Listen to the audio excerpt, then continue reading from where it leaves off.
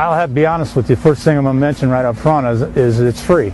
I like the service when it's free because, you know, you can tie up a lot of money in different services, and from experience I found out that sometimes you can pay a lot of money and you may not be getting that much out of it.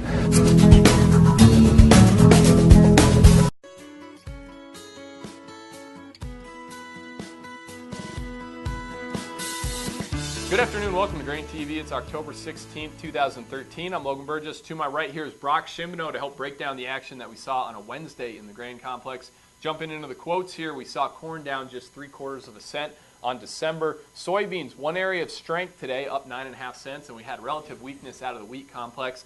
Chicago wheat down 4 1/4. Kansas City wheat down 11.5 cents. You know, Brock, yesterday we did get some good numbers out from NOPA.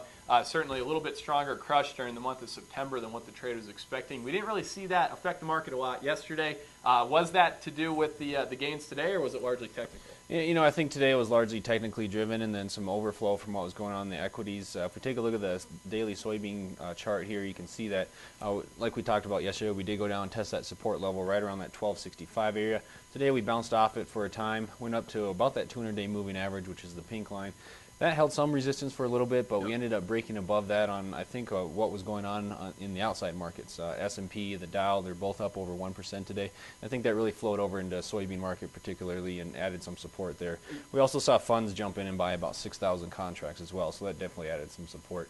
You know, a lot of what's going on with the outside markets is really driven by what's going on in Washington. A lot of the debt ceiling negotiations are starting to wrap up here at the end of the day. Yeah, you know, it certainly sounded like toward the end of the day we are close to a compromise, both in terms of the government shutdown and the debt ceiling. As we know, October 17th is kind of the day when the Treasury Department estimates we will run out of our ability to pay our bills. It does look like, though, Congress has come in once again at the 11th hour to kind of postpone this debt agreement. We didn't have any firm resolution to it. They're going to revisit it in February, so expect for this circus to pick back up at that point. But certainly the outside markets seem to enjoy the noise out of Washington here today. Certainly most important, though, for the grain complex is what the USDA is going to do. We had some news earlier this morning that the USDA is going to announce by the end of the week whether or not they're going to release the October WASDE report.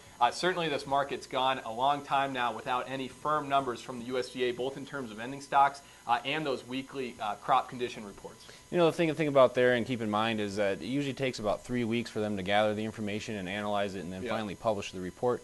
We're about 3 weeks out from the November report, which comes out on November 8th. So I give it very little hope that we're actually going to see that October report. In all likelihood, I bet it's going to get canceled, and we'll have to wait until the November 8th report to get an update. Yeah, you know, certainly so. That will be one focus of when the USDA does make their announcement. But certainly another important component will be what are they going to do with the export sales that has gone unreported, and what are they going to do with those crop conditions and progress reports right now. Certainly, we've been going off analyst expectations for a long time now in terms of harvest progress and good to excellent ratings. We'll keep you posted on everything the USDA has to say over on Twitter at GrainTV is where you can find us over there.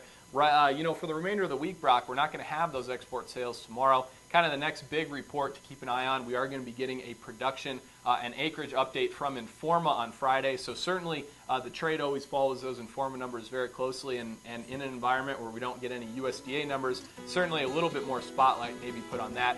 We'll keep you posted on the Informa numbers as well on Twitter. As I said, at GrainTV is where you can find us over there. Thanks a lot for joining us here on a Wednesday on GrainTV. We'll see you tomorrow.